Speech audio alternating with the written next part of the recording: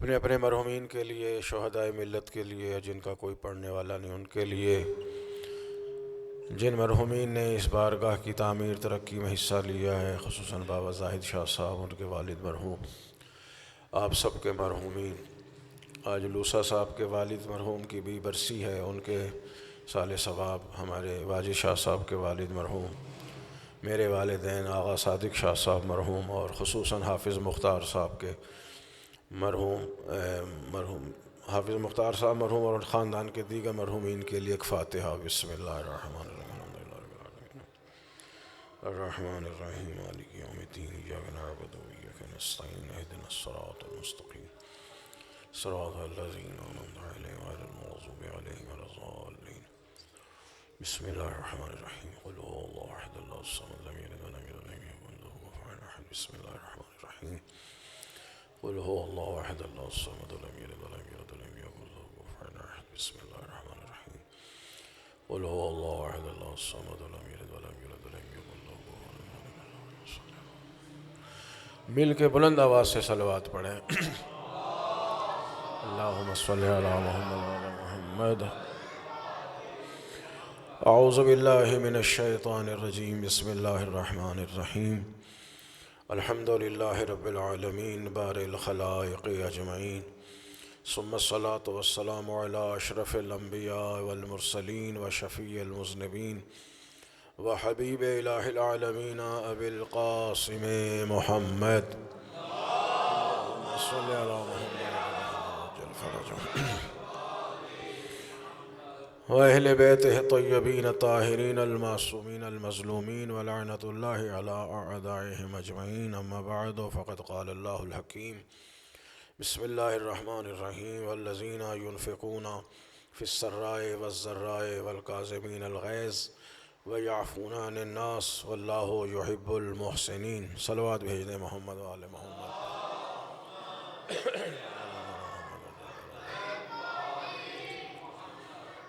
سردی ہے، یہ مجھے بھی پتہ ہے، لیکن جتنا بلند آواز سے صلوات پڑھیں گے سردی دور ہو جائے گی انشاءاللہ۔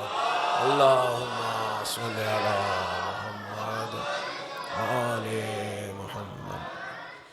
خداوند عالم آپ سب کی دعاؤں کو مستجاب فرمائے۔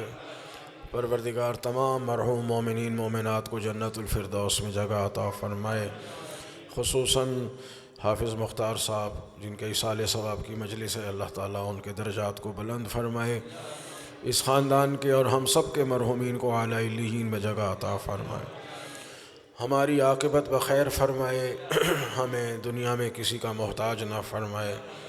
بہت سے مومنین مومنات بیمار ہیں، اللہ تعالیٰ ہم سب کو صحت کاملہ عاجلہ عطا فرمائے۔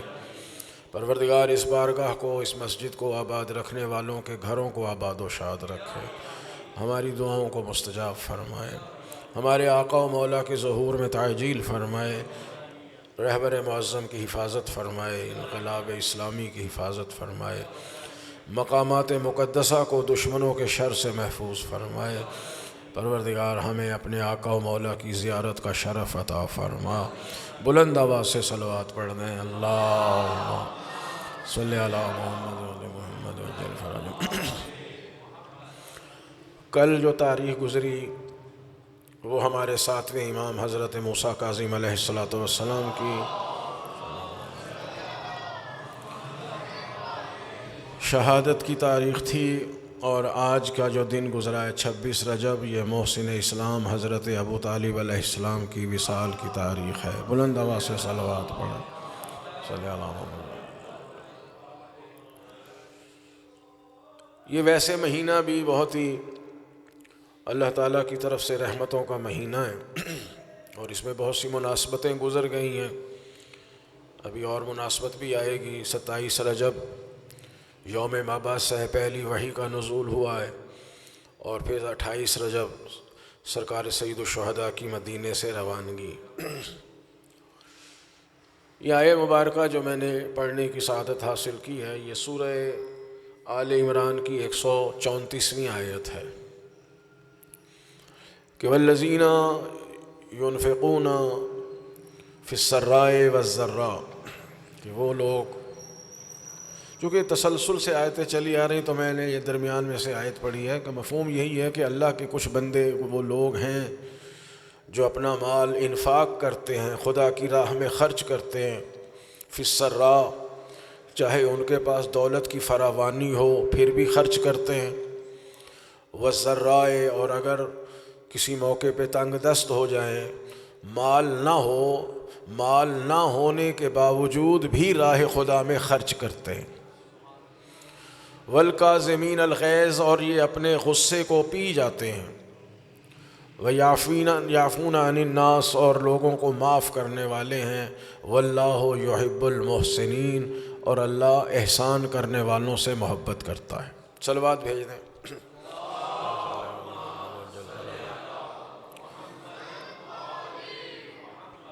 آواز صحیح آ رہی سب کو؟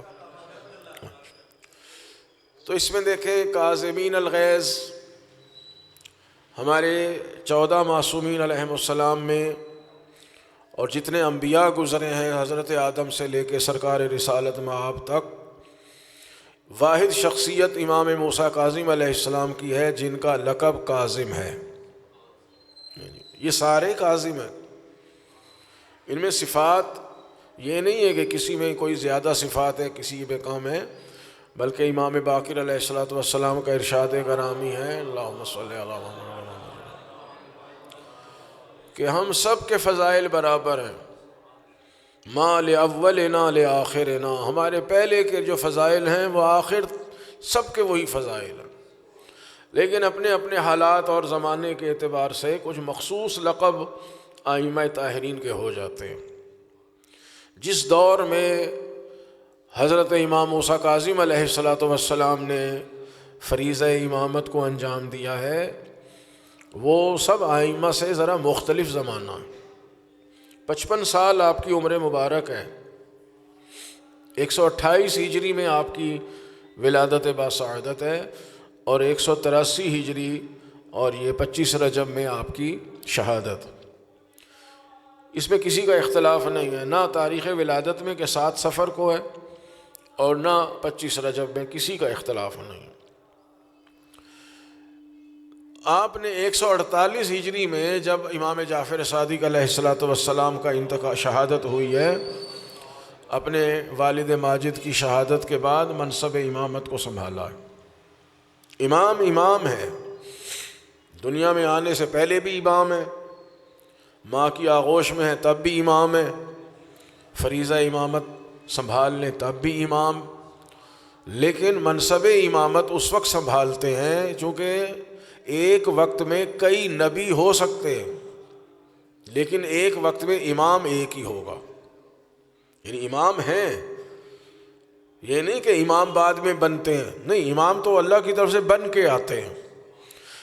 مقصد ہے فریضہ امامت کو ادا کرنا، کہ اب یہ امام وقت ہے، وہ ہوتا ہے ایک زمانے میں ایک امام، دو نہیں ہو سکتے۔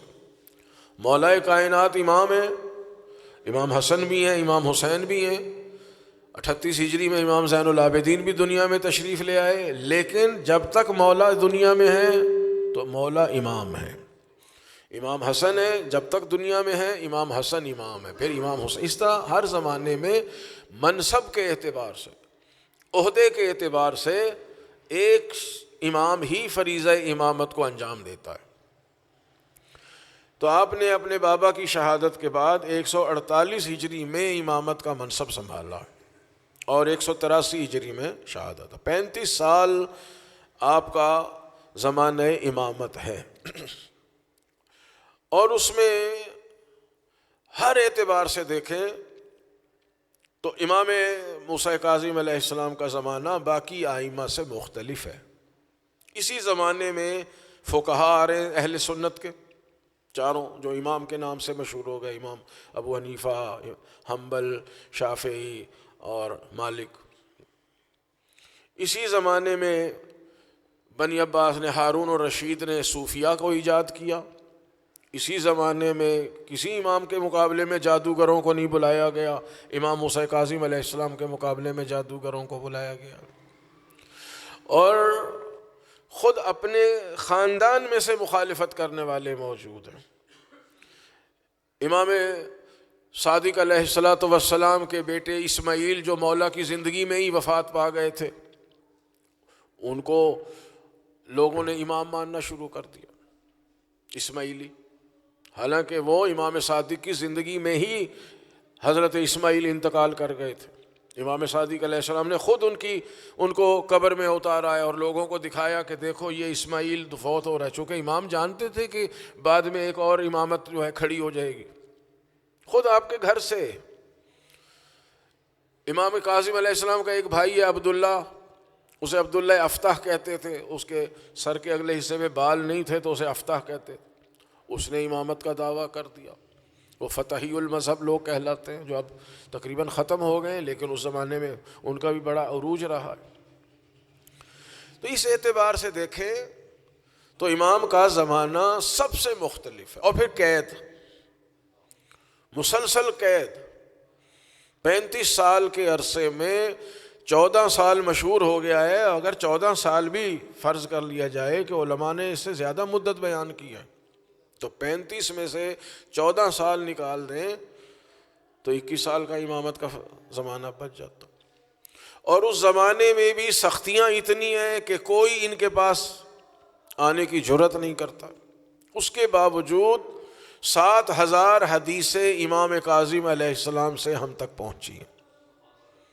آپ کا لقب پڑا عالم آل محمد۔ دیکھیں جس خاندان میں مولا کائنات، ان سے پہلے رسول خدا، شہر علم، امیر المومنین، شہر علم کا دروازہ، امام حسن حسین علیہ السلام کا اپنا علم، امام باقر، باقر العلوم، امام صادق علیہ السلام وارث علوم الانبیاء، ایسے اماموں کے ہوتے ہوئے اور اس خاندان کے علم کا کیا انتہا کہ لقب پڑا عالم آل محمد۔ تو آپ کے علم کا کون اندازہ لگا سکتا ہے؟ اور جس طریقے سے آپ نے اپنے زمانے میں اسلام کی خدمت کی ہے، شریعت کو بچایا ہے، اپنے آباء و اجداد کی تعلیمات کو بچایا ہے، یہ امام موسیٰ کاظم علیہ السلام کا ہی خاصہ ہے۔ ابھی دنیا میں تشریف لائے، چند دنوں کے، اہل سنت کے امام حضرت ابو حنیفہ آتے ہیں اور دیکھا امام صادق علیہ السلام ایک شیر خوار بچے سے گفتگو کر رہے ہیں، بچہ گہوارے میں، تو حیران ہو جاتے ہیں کہ بچے سے باتیں کر رہے ہیں۔ دنیا کے لیے حیرت کی بات ہے کہ ایک شیر خوار بچے سے گفتگو کر رہے ہیں۔ تو انہوں نے سلام کیا تو امام نے جواب سلام ارشاد فرمایا، تو انہوں نے کہا کہ آپ ایک بچے سے گفتگو کر رہے ہیں۔ تو امام نے کیا فرمایا؟ ہوا باب من ابواب اللہ، تم بچہ سمجھ رہے ہو، یہ اللہ کے دروازوں میں سے ایک دروازہ ہے۔ باب من ابواب اللہ، اللہ کے ابواب، کیا مطلب؟ دیکھیں مانگنے والا دروازے پہ آتا ہے، یعنی اگر خدا سے کچھ مانگنا ہے کسی نے تو محمد و آل محمد کے وسیلے سے مانگا جائے۔ یہ وہ دروازہ ہے کہ جہاں سے انسان خدا تک پہنچتا ہے۔ ہوا باب من ابواب اللہ و حجت من حجج اللہ، یہ اللہ کی حجتوں میں سے ایک حجت ہے۔ اور فرمایا جاؤ سلام کرو۔ انہوں نے جا کے سلام کیا تو حیران ہو گیا کہ انہوں نے انتہائی فصاحت و بلاغت سے جواب ارشاد فرمایا۔ یہ کہتے ہیں میں گیا اس لیے تھا کہ جا کے امام صادق علیہ السلام کو عرض کروں کہ اللہ نے مجھے ایک بیٹی عطا کی ہے۔ ابھی بتا نہیں پایا تھا کہ امام کاظم علیہ السلام نے جو شیرخوار ہیں، جھولے میں ہیں، آپ نے ارشاد فرمایا کل تجھے اللہ نے ایک بیٹی دی ہے، تو نے یہ جو نام رکھا ہے یہ اللہ کو پسند نہیں ہے، جا کے اس نام کو تبدیل کر دے۔ میں حیران ہو گیا کہ یہ ان کو میں نے ابھی کسی کو بتایا نہیں ہے اور ان کو یہ علم ہے۔ یہ ہے عالم آل محمد، یعنی یہ دنیا کو یہ چیزیں سمجھ میں نہیں آتی کہ جی یہ کیسے ہو سکتا ہے کہ وہ بچپن میں گفتگو کر رہے ہیں۔ قرآن کریم نے الحمدللہ پہلے سے سارے ثبوت مہیا کر دیے۔ حضرت عیسیٰ کا واقعہ کس نے نہیں سنا اور کس نے نہیں پڑھا کہ آپ نے ماں کی گود میں فرمایا، وہ بھی چند گھنٹوں کے ہی ہوں گے، 1-2 دن کے ہوں گے، جب یہودیوں نے کہا یہ کہاں سے لے آئی بچہ، فاشارت الیہ، اشارہ کیا، تو حضرت اسماعیل، حضرت عیسیٰ علیہ السلام نے ماں کی گود میں کہا انی عبد اللہ آتانی الکتاب۔ اگر جناب عیسیٰ ماں کی گود میں یہ گفتگو فرما سکتے ہیں تو امام کاظم وہ ہیں کہ جن کے 5ویں بیٹے کے پیچھے عیسیٰ نے آ کے نماز پڑھنی ہے، تو اگر یہ گفتگو فرمائیں، اور یہ ان کا بیٹا ہے جنہوں نے کعبے میں ولادت کے فوراً بعد رسول اللہ کو توریت بھی سنائی، زبور بھی سنائی، انجیل بھی سنائی، اور رسول اللہ فرماتے ہیں علی نے قرآن نازل ہونے سے 10 سال پہلے مجھے قرآن سنا دیا ہے۔ صلوات بھیج دیں محمد و آل محمد پر، صلی علی محمد و آل محمد وسلم۔ اور پھر یہی حضرت ابو حنیفہ ہی ہیں، انہوں نے دیکھا امام کاظم علیہ السلام، اچھا یہ دیکھیں یہ بچپنا جو ہوتا ہے نا، یہ عمروں کا تفاوت جو ہوتا ہے، یہ ہمارے اعتبار سے، ہم بچے ہوتے ہیں، ہم نوجوان ہیں، پھر جوان ہوں گے، پھر مثلا ادھیڑ پن ہو جائے گا، پھر بڑھاپا ہوگا، پھر آہستہ آہستہ ہمارے حالات بدلتے جاتے ہیں۔ بچپن میں ہم کچھ اور کیفیت رکھتے ہیں، ہاں جی، جوان ہو کے کوئی اور کیفیت ہے، بڑھاپے میں کوئی اور کیفیت ہے۔ یہاں عمروں کا تفاوت نہیں ہوتا، معصومین میں فرق نہیں پڑتا کہ جی یہ بچپن میں کچھ اور ہوں، جوانی میں کچھ اور ہوں، بڑھاپے میں کچھ اور ہوں۔ یہ مولا کائنات امیر المومنین علیہ الصلوۃ والسلام نے پہلی جنگ جو لڑی ہے بدر کی، تو 23 سال آپ کی یا 24 سال عمر مبارک تھی، جی پہلی جنگ بدر، اس میں آپ کی عمر 24 سال، اور اس وقت تک مولا نے کبھی تلوار نہیں چلائی تھی۔ پہلی جنگ، پہلا موقع، پہلی تلوار، اور فاتح بدر بن گیا۔ اس میں آپ نے اور لوگوں کو تو مارا ہی مارا، حاکم شام کے نانا کو مارا، اس کے نانا کے بھائی کو مارا، اور اس کے سگے ماموں کو مارا، ٹھیک۔ مقتولین بدر میں یہ 3 سردار تھے قریش مکہ کی طرف سے، وہ 24 سال کی عمر مبارک، اور جب تقریباً 61 یا 62 سال کی عمر میں جنگ صفین ہو رہی ہے، تو معاویہ نے کہا کہ اب آپ کے بازوؤں میں وہ طاقت نہیں ہے جو بدر میں جوانی کے عالم میں تھی۔ تو مولا کا جملہ آپ نے یقیناً سنا ہے، ذہنوں میں محفوظ ہوگا۔ امام نے فرمایا امیر المومنین علیہ السلام نے کہ تو یہ سمجھتا ہے علی کے بازوؤں میں طاقت نہیں ہے، میرے بازوؤں میں وہی طاقت ہے جن بازوؤں کی طاقت نے تیرے نانا کو، نانا کے بھائی کو، تیرے ماموں کو جہنم میں پہنچایا تھا۔ اگر تجھے ابھی بھی شک ہے تو میرے مقابلے میں آ، تجھے بھی انہی کے پاس بھیج دیتا ہوں۔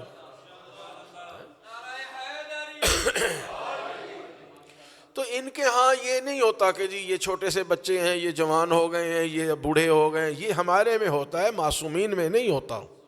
تو ہم جو معرفت امام رکھتے ہیں، ہمارے نزدیک ماں کی گود میں بھی ہیں تو امام ہیں۔ رسول اللہ نے فرمایا تھا جب امام حسن مجتبیٰ ماں کی گود میں تھے، فرمایا بیٹی یہ وہ بچے ہیں کہ یہ ماں کی گود میں لوح محفوظ کا مطالعہ کرتے ہیں، یعنی یہ ماں کی آغوش میں بھی علم الہی کے حامل ہیں۔ تو اسی طرح بچپن ہو یا جوانی ہو یا بڑھاپا ہو، امام کی امامت، ان کی طاقت، ان کی شجاعت، ان کے علم، ان کے زہد و تقوی میں کوئی فرق نہیں ہوتا۔ امام موسیٰ کاظم علیہ السلام، یہ ساری بات میں نے اس لیے کی کہ امام کا اگر ہم کہتے ہیں یا تاریخ میں کہ جی بچپنے کا عالم تھا، تو وہ بچپن ہمارے اعتبار سے ہے، دیکھنے والے کی نظر کی کوتاہی ہے کہ وہ بچہ سمجھ رہا ہے، لیکن جو معرفت امامت رکھتے ہیں وہ سمجھتے ہیں کہ یہ اگر بچپن میں بھی ہیں تو اسی طرح جیسے مولا کائنات عین جوانی میں۔ تو نماز پڑھ رہے ہیں امام، تو سامنے لوگ گزر رہے ہیں، ہمارے بھائیوں کو فکر پڑ جاتی ہے، کوئی بندہ آگے سے گزر گیا کہ لو جی نماز تو گئی، جو آئی ہی نہیں تھی تو گئی کہاں سے؟ صلوات بھیج دیں محمد و آل محمد۔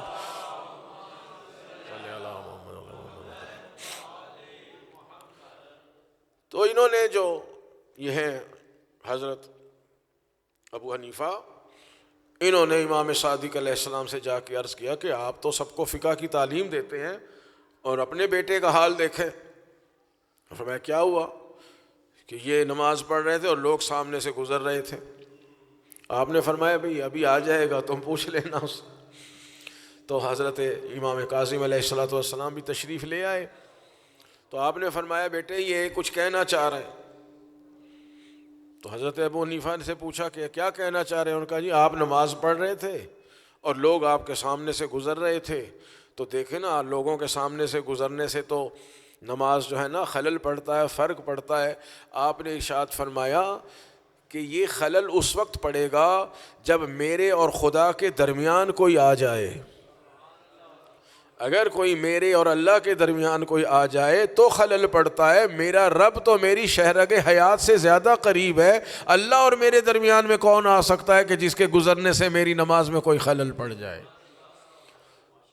اس طرح کے بہت سے واقعات ہیں اور کتنے مسائل ہیں جو حضرت امام موسیٰ کاظم علیہ السلام نے اپنے بچپنے کے عالم میں بڑے بڑے فقہا کے لیے حل کر کے رکھ دیے ہیں، جس میں قضاء و قدر جیسا اہم ترین مسئلہ ہے، جس میں خداوند عالم کے افعال پر گفتگو امام موسیٰ کاظم علیہ السلام نے فرمائی، جو علم کلام کے مشکل ترین مسائل میں سے ہے. تو یہ آپ کے عالم آل محمد ہونے کی دلیل ہے. اسی طرح امام صادق علیہ السلام کے ساتھ ایک دفعہ آپ کو بغداد جانا پڑا. بغداد تشریف لے گئے، چونکہ بغداد ظاہر دار الخلافہ تھا، بنی عباس وہیں رہتے تھے. یہ عبداللہ صفاح کا بھی وہی تھا، منصور دوانیکی کا بھی بغداد ہی کیپٹل تھا، ہارون کا بھی وہی رہا. تو امام موسیٰ کاظم علیہ السلام کو امام صادق کے ساتھ وہاں تشریف لے جانا پڑا. تو وہاں ایک دہریہ آ گیا، ملحد، منکر خدا، کمیونسٹ آج کل کی اصطلاح کے مطابق. اور ظاہر ہے مسلمانوں کا ایک اجتماع تھا، اور وہاں اس نے آ کے کہا کہ دیکھو میرے 3 سوال ہیں، تو مسلمان اگر جواب دے سکتے ہو تو دو. بات واضح ہو رہی، گھبرا تو نہیں رہنا. 3 سوال ہیں، ہلکے ہلکے آپ دے دیں. آپ کہتے ہیں اللہ حاضر و ناظر ہے، ہر جگہ موجود ہے اور سب کو دیکھ رہا ہے. دیکھنے کے لیے تو آنکھیں چاہیے، آنکھیں چہرے پہ ہوتی ہیں تو اللہ کا چہرہ ہوگا. تو جب اللہ کا چہرہ ہے تو وہ ایک خاص جگہ پہ ہوگا. میں ممبر پہ بیٹھا ہوں، میرا چہرہ ادھر ہے آپ کی طرف، آپ وہاں بیٹھے ہیں آپ کا چہرہ ادھر ہے میری طرف. تو چہرہ وجود ایک خاص جگہ پہ ہوگا. جب چہرہ ایک طرف ہے تو ایک سمت معین ہو گئی. جب ایک سمت معین ہو گئی تو اللہ ہر جگہ تو نہ ہوا. جب ہر جگہ نہیں ہے تو پھر حاضر ناظر کیسے؟ ایک سوال، جواب دیں. سب خاموش. دوسرا سوال یہ ہے کہ اگر اللہ نے سب کو بنایا، ہر چیز کو بنایا، تو اللہ کو کس نے بنایا؟ وجود ہے نا خدا کا؟ کہاں ہے؟ تو جب وجود ہے تو کوئی بخشنے والا ہوگا جس نے وجود بخشا. جب اس نے ہر شے کو وجود بخشا ہے تو اللہ کو کس نے وجود دیا ہے؟ اس کو کس نے بنایا؟ سب خاموش. کا تیسری بات یہ کہ آپ لوگ یہ کہتے ہیں، آپ کا قرآن کہتا ہے کہ اللہ کو نہ اونگ آتی ہے نہ نیند آتی ہے جی، اور ہر وقت اللہ تعالیٰ کام کر رہا ہے، بیکار نہیں بیٹھتا. کل یوم ہوا فی شأن. اگر وہ ہر وقت کام کر رہا ہے تو اس وقت کیا کر رہا ہے؟ تو جو ہے میرے محترم، اس وقت خدا کیا کر رہا ہے؟ بڑے بڑے دانشور وہاں موجود تھے مگر کوئی جواب نہ دے سکا، اس لیے کہ توحید پرست ہونا اور ہے، توحید شناس ہونا اور ہے. مسلمان توحید پرست ہیں مگر توحید شناس نہیں ہے. توحید شناس اگر کوئی اس کائنات میں ہے تو وہ محمد و آل محمد علیہ الصلوۃ والسلام. صلی اللہ محمد علیہ محمد. تو سارے متاثر ہو رہے ہیں. ملحد کے سوالات ہیں، جواب کوئی دے نہیں پاتا. تو پھر یہی ہوتا ہے کہ بھائی انہی کو بلاؤ جن کے گھر میں قرآن اترا ہے، انہی سے مدد لو جو دین کے محافظ ہیں، جو وارث رسول خدا ہیں، انہی سے مدد لی جائے. تو امام صادق علیہ السلام کے پاس یہ بات پہنچی کہ اس طرح ایک کمیونسٹ نے آ کے، دہریے نے آ کے یہ 3 سوال ڈالے اور کوئی جواب نہیں دے پا رہا. امام کاظم علیہ الصلوۃ والسلام کی عمر مبارک 11 سال تھی اس وقت، تو آپ نے فرمایا جاؤ بیٹے تم اس کا جواب دو جا کے۔ امام تشریف لائے اور آپ نے اس دہریے سے پوچھا کہ تیرے سوال کیا ہیں، تو ایک ایک سوال پوچھ میں جواب دوں۔ اس نے پہلا سوال وہی کیا کہ میرا پہلا سوال یہ ہے کہ اگر خدا حاضر و ناظر ہے تو کیسے ہو سکتا ہے، اس کی کوئی سمت معین ہے؟ جب ایک جہت میں ہوگا تو یقیناً باقی سمتیں اس کے وجود سے خالی ہیں، تو اس کی ایک سمت معین ہے، تو کہاں ہے اس کی سمت، بتاؤ کہاں ہے؟ آپ نے فرمایا ایک چراغ لایا جائے، ایک چراغ منگوایا، اس کو روشن کیا، اس کو جلایا، اس کی جب روشنی پھیلی تو امام نے فرمایا تو یہ بتا کہ اس نور کی سمت کیا ہے؟ یہ چراغ جل رہا ہے، اس چراغ کی جو روشنی پھیل رہی ہے اس کی سمت کیا ہے؟ اس نے کہا اس کی کوئی خاص سمت نہیں ہے، یہ تو ہر طرف ہے۔ آپ نے فرمایا یہ نور مخلوق ہے، جب یہ نور مخلوق ہو کہ اس کی کوئی سمت نہیں ہے تو اللہ تو خالق نور ہے۔ جب مخلوق کی سمت نہیں ہے تو وہ جو نور السماوات والارض ہے، جو نور حقیقی ہے، اس کی سمت کیسے معین کی جا سکتی ہے؟ وہ ہر جگہ ہے۔ جس طرح اس کی روشنی ہر طرف پھیلی ہوئی ہے، یہ مادی اور محدود ہے، خدا کا نور لا محدود ہے، وہ پوری کائنات پر محیط۔ اچھا تیرا دوسرا سوال کیا ہے؟ بہت توجہ طلب۔ کہ جب اللہ نے ہر شے کو بنایا تو اللہ کو کس نے بنایا؟ یہ تو نہیں ہو سکتا کہ بنائے بغیر کوئی شے بن جائے خود بخود۔ امام نے فرمایا تجھے گنتی آتی ہے؟ 1 2 3 جو گنتی ہے، کہاں جی آتی ہے؟ فلسفی تھا، پڑھا لکھا تھا، خدا کا منکر تھا۔ آپ نے فرمایا 10 تک گن۔ انہیں گنا 1 2 3 4 ہیں جی، ہوتے ہوتے 10۔ آپ نے فرمایا 1، کہاں جی 1 کے بعد کہا 2۔ امام نے فرمایا 2 کیسے بنے؟ کہا 1 میں 1 کو جمع کیا تو 2 بن گئے۔ پھر 3 کیسے بنے؟ کہا 1 میں 2 کو جمع کیا تو 3 بنے۔ 4 کیسے بنے؟ کہا 1 میں 3 کو جمع کیا تو 4 بنے۔ اس طرح ہوتے ہوتے 9 میں 1 کو جمع کیا تو 10 بنے۔ آپ نے فرمایا گنتی 1 سے شروع ہوئی نا، اور کروڑ تک بھی چلے جائیں تو 1 سے بنے گی گنتی، کہ اگر یہ 1 نہ ہوتا تو گنتی ہی نہ بنتی۔ اس نے کہا ہاں جی یہ تو ہے۔ آپ نے فرمایا 2 سے لے کے آگے جتنے بھی عدد ہوں سب 1 سے بنے؟ کہا 1 سے بنے۔ آپ نے فرمایا یہ بتا 1 کس سے بنا؟ بات سمجھ میں آئی ہے جی؟ کہ 1 کا عدد کس سے بنا ہے؟ 2 کو تو 1 نے بنایا، 3 کو بھی 1 نے بنایا، لاکھوں کروڑوں تک چلے جائیں بنیاد وہی 1 ہے، کہ اگر وہ 1 نہ ہو تو کوئی عدد نہیں بن سکتا۔ جب سارے عدد 1 سے بنے ہیں تو 1 کو کس نے بنایا؟ اس نے کہا 1 تو خود بخود ہے۔ آپ نے فرمایا عدد مخلوق ہے۔ جب ایک عدد مخلوق ہو کر اپنا وجود خود بخود رکھتا ہے تو جو اللہ خالق عدد ہے اس کا بھی اپنا وجود خود بخود ہے، وہ بھی کسی کے بنانے کا محتاج نہیں، وہ واجب الوجود ہے اور اس کو کوئی بنانے والا نہیں ہے، اس نے ساری کائنات کو بنایا۔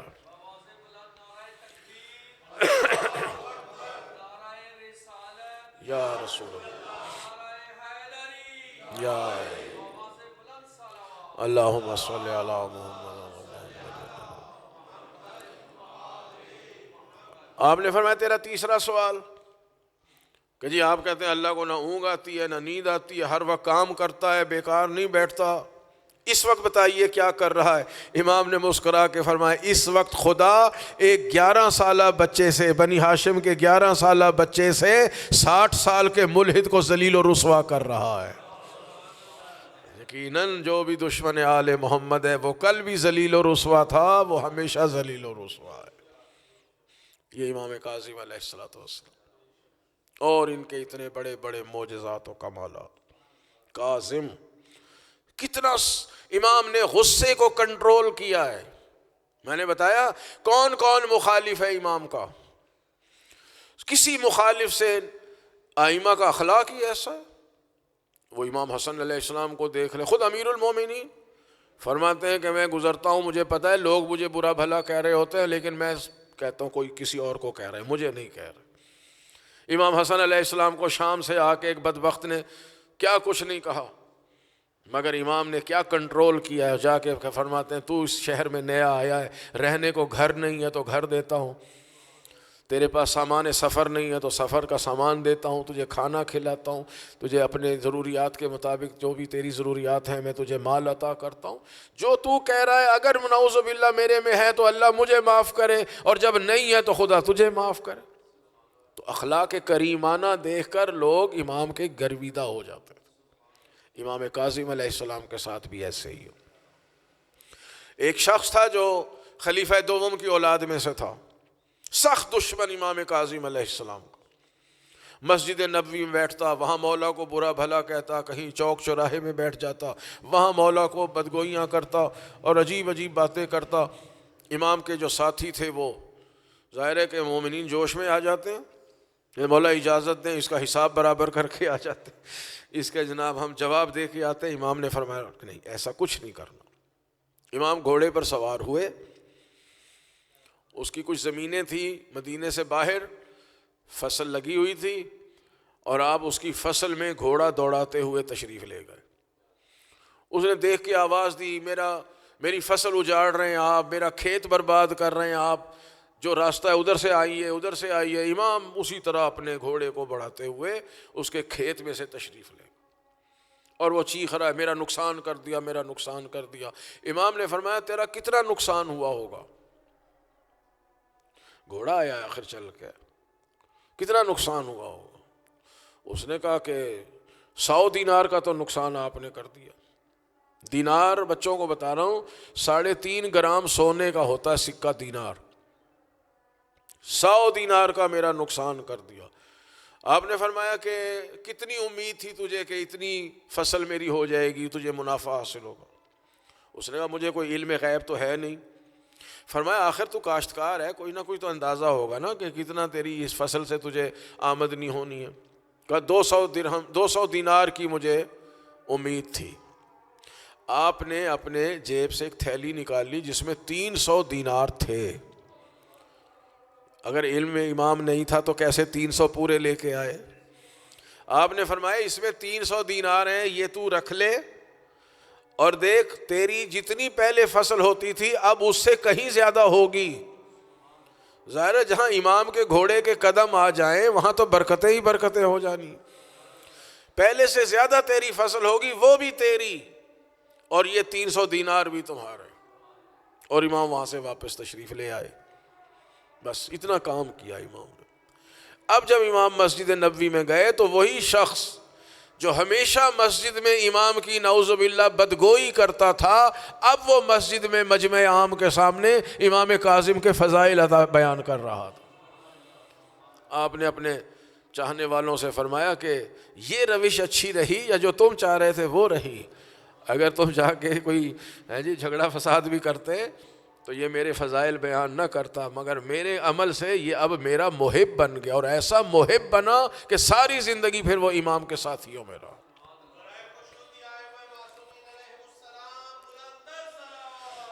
اللہم صلی علی محمد۔ اور پھر مشہور واقعہ ہے، مشہور واقعہ، امام ایک گلی سے گزر رہے ہیں، ایک گھر سے گانے بجانے کی آواز آ رہی۔ دیکھیے ہم آئمہ کو ماننے والے ہیں، ٹھیک ہے، ہم نے 12 اماموں کی امامت اور ولایت کا کلمہ پڑھا ہے۔ امام کا مطلب یہ ہوتا ہے کہ ہم نے ان کے پیچھے چلنا ہے، ان کی اتباع کرنی، جو وہ کہیں کرنا ہے، جس چیز سے روک دے رک جانا۔ ہمارے آئمہ کو موسیقی سے اور یہ جو آلات موسیقی ہوتے اس سے انتہائی نفرت تھی، چونکہ خدا نے حرام قرار دیا۔ یہی آقا و مولا ارشاد فرماتے ہیں کہ ایک زندان میں مجھے بہت زیادہ اذیت ہوتی تھی۔ کہا مولا وہ آپ پر تشدد زیادہ کرتے تھے؟ فرمایا نہیں، تشدد نہیں کرتے تھے، ہاں میں قید خانے میں، لیکن ساتھ ایک گھر تھا، وہاں سے گانے بجانے کی آوازیں آتی تھی۔ مجھے اس تشدد سے زیادہ مشکل اس گانے بجانے کی آواز سے تھی، وہ زیادہ مجھے اذیت کرتا تھا۔ اب عجیب ہوتے جا رہے ہیں بھائی، ہم منقبتیں ہیں تو ماشاءاللہ وہ موسیقی کے ساتھ، قصیدے آ رہے ہیں تو وہ موسیقی کے آلات کے ساتھ۔ اب تو کیا کہوں، یہ ماہ رجب کی نیازیں ہو رہی ہیں جی، بعض لوگوں نے رجب کی نیاز کے بلاوے جو ہے نا وہ بھی موسیقی کے ساتھ کر۔ آئمہ نے جس چیز کو حرام قرار دیا ہے وہ حرام۔ اب یہ ہم کہیں گے جی چونکہ ہم تو مولا کی مدح سرائی کر رہے ہیں تو پھر موسیقی اگر ہے بھی صحیح تو اس سے کون سا گناہ ہو جائے گا، وہ الٹا ثواب بھی سمجھ رہے ہیں۔ ایسا نہیں ہوتا، جس چیز کو حرام قرار دیا ہے اس میں کوئی ثواب اور اجر کا پہلو نہیں ہوتا۔ رات میں وہاں بستان زہرا میں بھی عرض کر رہا تھا، قرآن کریم کو خدا نہ کرے کوئی گانے کی طرز پر کوئی موسیقی کے ساتھ پڑھے، اسے کوئی مسلمان زندہ چھوڑے گا؟ توہین قرآن ہو جائے گی اگر کسی نے گانے کی طرزیں یا موسیقی کے آلات کے ساتھ نعوذ باللہ کسی قرآن کی آیت کو یا سورے کو پڑھا۔ تو قرآن وہ قرآن صامت ہے، اہل بیت قرآن ناطق ہیں، یہ شریک القرآن ہے۔ جو احترام قرآن کریم کا ہے وہی احترام اہل محمد کا ہے۔ ان کی منقبت شاعری میں بیان کی جائے، قصیدے پڑھے جائیں، آئمہ کے سامنے قصیدے اور مرثیے پڑھے جاتے تھے، امام خود سنتے تھے، شاعروں کو امام خود فرمایا کرتے تھے۔ دیبل کو بلایا، کہیں کمیت کو بلایا، کہیں اور شاعر آتے تھے، امام فرمائش کرتے تھے کہ آج ہمارے فلاں جد کا قصیدہ پڑھو، مگر موسیقی کے ساتھ جائز نہیں ہے۔ شیعوں کو، ہمارے مومنین کو ان چیزوں سے اجتناب کرنا چاہیے۔ تو امام نے آواز سنی، ایک گھر سے موسیقی کی، گانے بجانے کی آوازیں آ رہی۔ گھر کس کا ہے؟ بشر کا نام ہے، بشر، بہت امیر آدمی تھا۔ دوستوں کی محفل ہے، موسیقی چل رہی ہے، گانے والی عورت گا رہی ہے، یہ سن رہے ہیں، شراب کا دور چل رہا ہے۔ امام اس کے گھر کے باہر سے گزر رہے ہیں، اس کی کنیز خادمہ آئی ہے کوئی پھلوں کے چھلکے وغیرہ باہر گلی میں گرانے کے لیے، تو امام نے رک کے پوچھا ہے کنیز خدا، اس گھر کا مالک آزاد ہے یا غلام، حر ہے یا عبد؟ اس نے کہا آزاد ہے، میں اس کی کنیز ہوں، میرے گھر کا مالک جو ہے، اس گھر کا مالک وہ آزاد ہے۔ آپ نے ایک جملہ ارشاد فرمایا کہ ہاں آزاد ہے نا، تبھی آزادی سے ان کاموں میں مبتلا ہے۔ اگر کسی کا غلام ہوتا، اگر کسی کا بندہ اور عبد ہوتا تو ان گناہوں میں مبتلا نہ ہوتا۔ یہ کہہ کے امام آگے تشریف لے گئے۔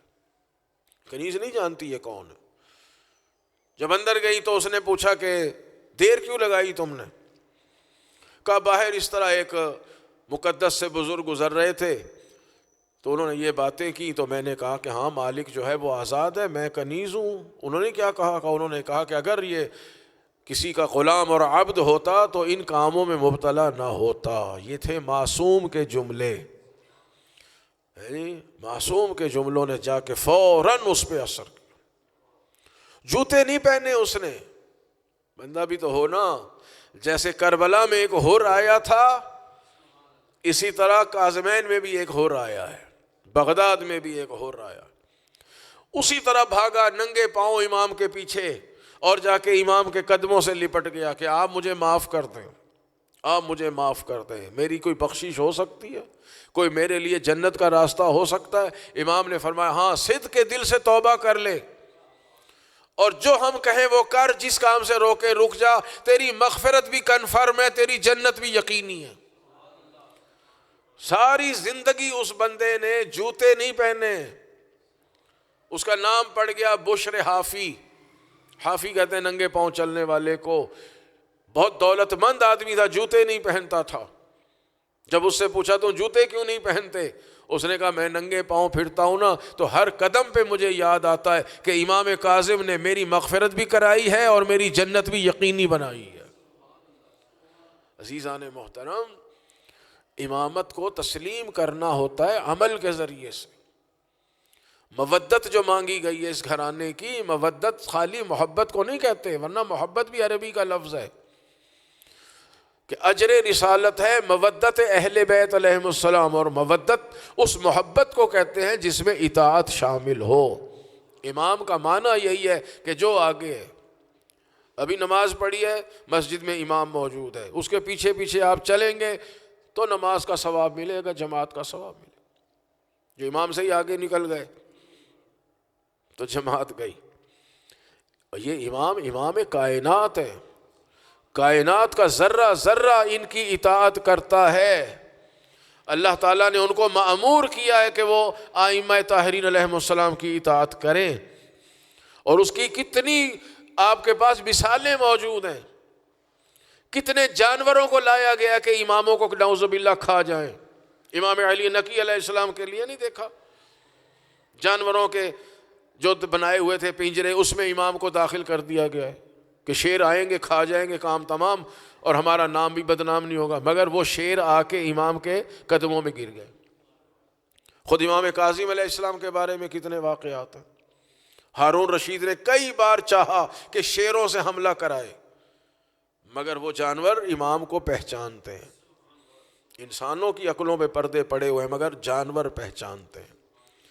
وہ اللہ نے ان کو اس طرح بنایا ہے کہ امام معصوم سے وہ اطاعت کا اظہار کریں، لیکن ہم سے اطاعت اپنی مرضی اور اختیار سے چاہیے۔ جس طرح اللہ اپنی عبادت کو اختیار کے ساتھ چاہتا ہے، اسی طرح ائمہ طاہرین کی اطاعت کو بھی اختیار کے ساتھ چاہتا ہے۔ جو اطاعت کرتا ہے وہی واقعی معنی میں اہل بیت کا شیعہ کہلاتا ہے۔ کتنے طریقے اختیار کیے کہ امام کاظم علیہ السلام کو شہید کر دیا جائے۔ افریقہ سے افریقی منگوائے گئے، وحشی بدو، جو کسی کو نہیں پہچانتے تھے، کسی شہر میں نہیں رہتے تھے، کوئی سویلائز نہیں تھے، کوئی ان کو معاشرتی ادب و آداب نہیں تھے، وحشی لوگ، وہ افریقہ کے جنگلوں سے کہ ان کو تیار کریں، ان میں تو کوئی اخلاقیات ہے ہی نہیں۔ ان کو شراب کے نشوں میں مست کیا، اور ان کے سامنے ایک پھٹا رکھ دیا جاتا تھا کہ بس تم نے ان پر تلواریں چلانی۔ وہ شراب کے نشے میں تلواریں چلاتے رہتے تھے کہ بھئی ایک دن امام کاظم کو ان کے سامنے رکھیں گے اور یہ شراب کے نشے میں تلواریں چلائیں گے، یہ قتل ہو جائیں گے، شہید ہو جائیں گے۔ اب دیکھیے، ایک عرصہ ان پہ کام کیا ہے، شراب پلانا اور تلوار چلوانا، بس ان کو یہی دو کام رکھا۔ اور ایک دن کہا کہ ابھی ایک چیز یہاں لائی جائے گی، تم نے اسی عادت کے مطابق تلوار چلانی۔ امام کاظم علیہ السلام، ظاہر ہے آپ جانتے ہیں کہ قید میں رہ رہ کے امام کے بدن جو ہے نحیف و نزار ہو چکا تھا۔ تخت پہ لٹا کے اوپر ایک سفید چادر ڈال دی اور لا کے رکھ دیا گیا وہ تخت، اور ان سے اشارہ کیا ان کو کہ تلوار، انہوں نے تلواریں اٹھائیں چلانے کے لیے۔ ادھر امام نے اپنے رخ انور سے کپڑا ہٹایا، اور جیسے امام نے اپنے چہرہ مبارک سے کپڑا ہٹایا، وہ تلواریں پھینک کر امام کے قدموں کو چومنے لگ گئے۔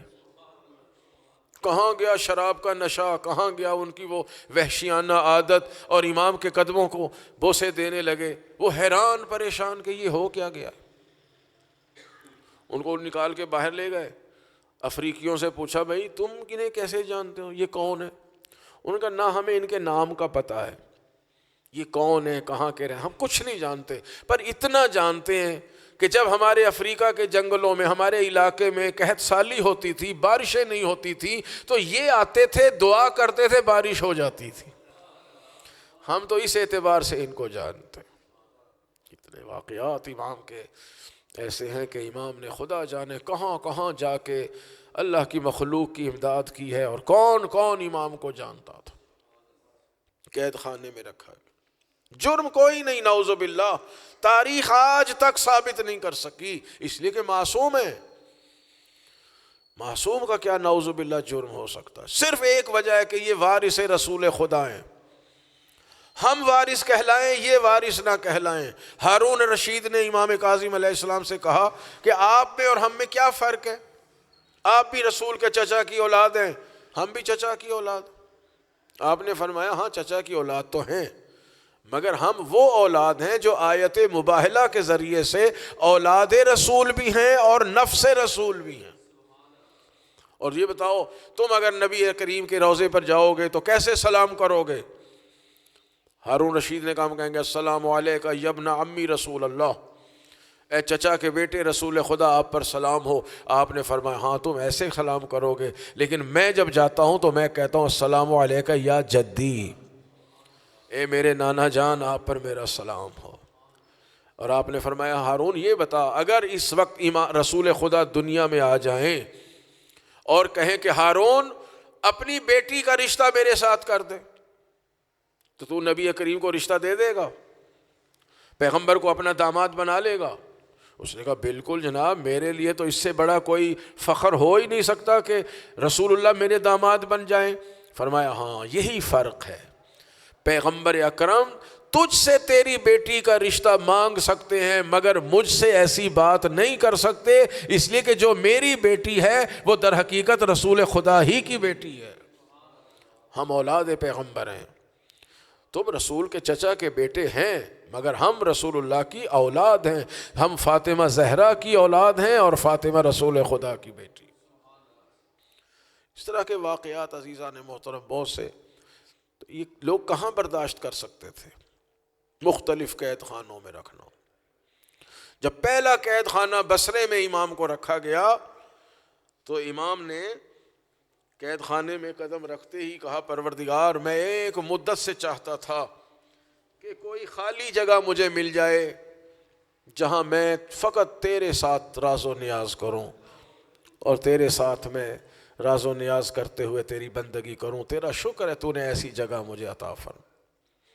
1 سال مسلسل فضل ابن ربیع کے قید خانے میں بصرے میں رہے، پھر اس نے خط لکھا ہارون کو کہ ان کا کوئی جرم مجھے نظر نہیں آیا، یہ فجر کے بعد سجدے میں سر رکھتے ہیں، ظہر کے وقت اٹھاتے ہیں، ظہر کے وقت اٹھ کے ظہر اثر کی نماز پڑھتے ہیں، پھر سجدے میں چلے جاتے ہیں مغرب تک، مغرب عشاء کے بعد پھر سجدے میں جاتے ہیں نصف شب تک، نصف شب اٹھ کے تہجد ادا کرتے ہیں، پھر سجدے میں سر رکھتے ہیں نماز فجر تک، ہر روز روزے سے ہوتے ہیں۔ اتنی عبادت کہ آپ کا بدن سوکھ کے کانٹا ہو گیا۔ کسی شیعہ نے قیدی کو زندان بان کو کچھ پیسے دیے کہ مجھے میرے امام کی زیارت کرا دے۔ قید خانہ ایسا تھا جہاں نہ دن کا پتہ چلتا تھا نہ رات کا پتہ چلتا، تنگ و تاریک قید خانہ۔ ایک سوراخ سے اس نے کہا کہ یہاں سے اپنے امام کی زیارت کرو، وہ کہتا ہے مجھے کچھ نظر نہ آیا، ایک سفید چادر پڑی نظر آئی، میں نے کہا مجھے امام نظر نہیں آ رہے، ایک سفید چادر سی بس نظر آ رہی ہے۔ کہا یہی تمہارے امام ہے جسے تم سفید چادر سمجھ رہے ہو نا، امام کا بدن اتنا لاغر ہو گیا تھا کہ دور سے دیکھنے والے کو وہ ایک پڑی ہوئی چادر نظر آتی تھی جبکہ وہ امام سجدے میں ہوتے۔ بس عزیزو، کیا کیا ظلم امام کاظم پہ نہیں ہوئے۔ علماء فرماتے ہیں کہ سید الشہداء پر ہونے والے مظالم کے بعد جو سب سے زیادہ ظلم آل محمد میں سے کسی فرد پر ہوئے وہ اسیر بغداد امام موسیٰ کاظم علیہ السلام پر۔ مسلسل قید، کبھی کہیں قید، کبھی کہیں قید، کبھی کہیں قید، آزادی کا موقع ہی تھوڑا ملتا تھا کہ کوئی ان کے پاس نہ جا سکے، ان کے فضائل و کمالات سے آگاہ نہ ہو سکے۔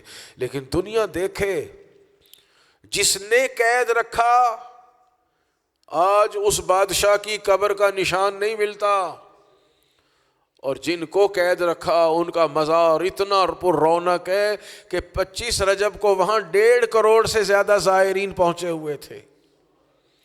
40 پر ہجوم اب چند سالوں سے ہوا ہے صدام کے بعد، لیکن یہ تاریخ ہے کہ امام کاظم کی 25 رجب کو لاکھوں کا مجمع کئی صدیوں سے چلا آ رہا ہے۔ بغداد میں آج ہارون کی قبر کا نشان نہیں ملے گا مگر فرزند رسول کا روضہ آباد ہے۔